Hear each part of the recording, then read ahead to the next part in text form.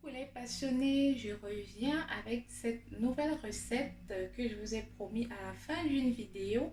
Il s'agissait notamment du montage d'un gâteau d'anniversaire. Et oui, c'est ce que nous allons réaliser aujourd'hui.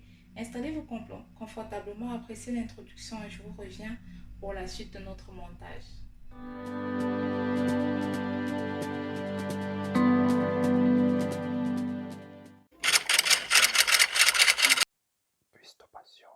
La cuisine pour tous. Et me voilà. Je ne sais pas si je peux les appeler ingrédients, mais je vais tout simplement parler de matériel qu'on va utiliser aujourd'hui car une grosse partie du travail a déjà été mâchée. Premièrement, j'ai réalisé là un gâteau au chocolat, vous voyez, un gâteau spongieux au chocolat que j'ai découpé en 3 parts égales. Je pense que vous réussissez à voir là. Que j'ai découpé en 3 parts égales, de toute façon d'ici peu vous le verrez. Pour la recette de ce gâteau, vous n'aurez qu'à cliquer sur le lien qui va s'afficher d'ici peu là. Comme matériel également, on aura besoin d'un plateau à gâteau. Pour le découpage du gâteau, j'ai utilisé ce genre de couteau à dents, des dents à dents là, si je peux dire comme ça. Ensuite, on aura besoin de douilles. J'ai 6 douilles différentes là que je vais utiliser. Je vais vous les noter dans la barre d'infos, les numéros des douilles. J'ai également de la poudre dorée. C'est de la poudre alimentaire bien sûr, quelques colorants alimentaires. Laissez votre imagination vous porter, je ne vous dicte pas de couleur, tout simplement comme vous aimerez que ce soit à vos yeux. Là j'ai du bleu, du vert, du jaune et du violet. Ensuite j'ai également des papillons alimentaires là que nous allons mettre pour la décoration de notre gâteau. Ceux-ci vous pouvez les acheter dans les shops. On aura besoin également de poches à douille, j'en ai vraiment beaucoup. Vous utilisez ce que vous avez et ce que vous pouvez. Du papier film également dont nous aurons besoin, ou même du papier aluminium si vous n'avez pas de papier film. On aura besoin du plateau tournant. Je vous avais déjà présenté ça dans une précédente vidéo. Et vous avez vu, j'ai récupéré également mon robot ménager parce que j'ai également réalisé ma crème hier. Ça fait 24 heures, je l'ai laissé bien se refroidir, glacé je veux dire. Et là, avant de commencer notre fourrage de gâteau, on va tout simplement le remettre dans notre robot pâtissier et le tourner quelques 2-3 minutes à l'aide de cette tête là qui ressemble à une feuille, vous voyez bien. Donc on va démarrer notre montage.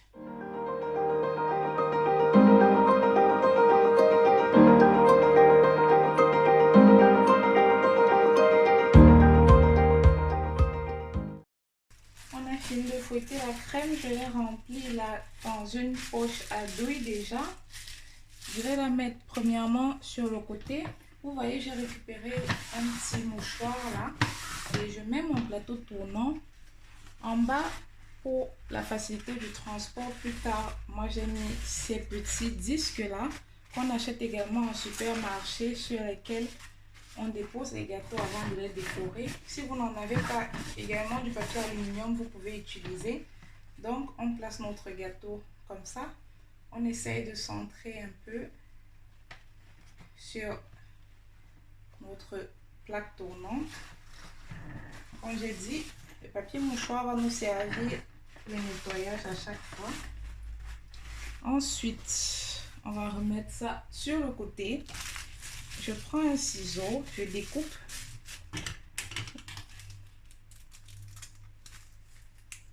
Il n'y a pas de forme précise. Tout simplement faire un rond comme ceci. Ensuite, on va faire le pourtour du gâteau tout simplement pour équilibrer de partout.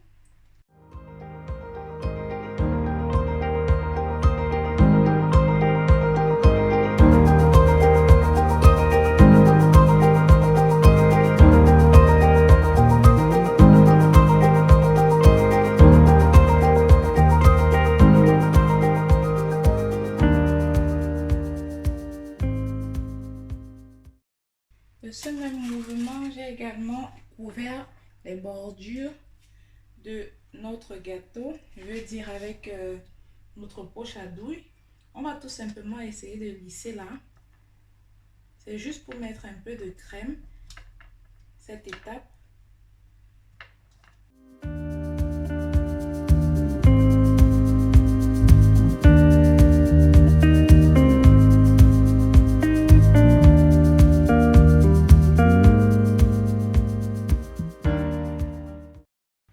séparer les passionnés notre crème restante en 3 parts restantes égales. Maintenant, on va les colorer. J'ai déjà mis au préalable notre gâteau au frais pendant qu'on s'occupe de la coloration de nos crèmes.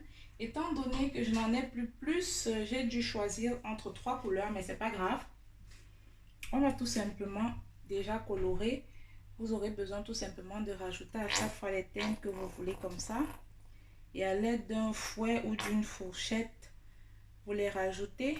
Tout simplement, vous les mélangez, je veux dire.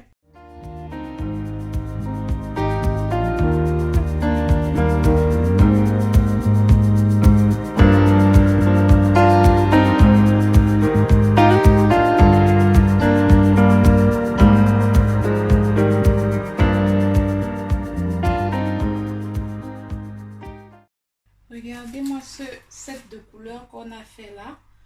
Vous n'avez qu'à mélanger tout simplement les 3 couleurs les uns après les autres.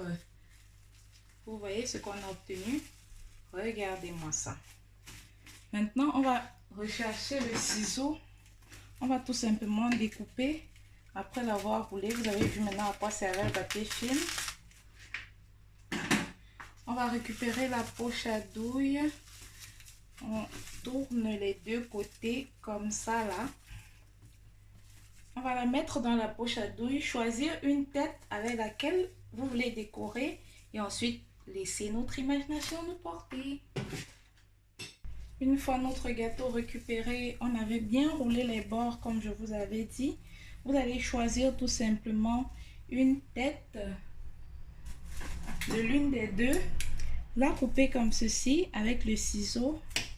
Et on va la lancer dans la poche à douille là. Vous avez vu, on n'avait pas tout recouvert le gâteau. Je vous avais déjà prévenu que c'est tout simplement parce que nous allons le décorer. Alors pas besoin de l'enduire de partout.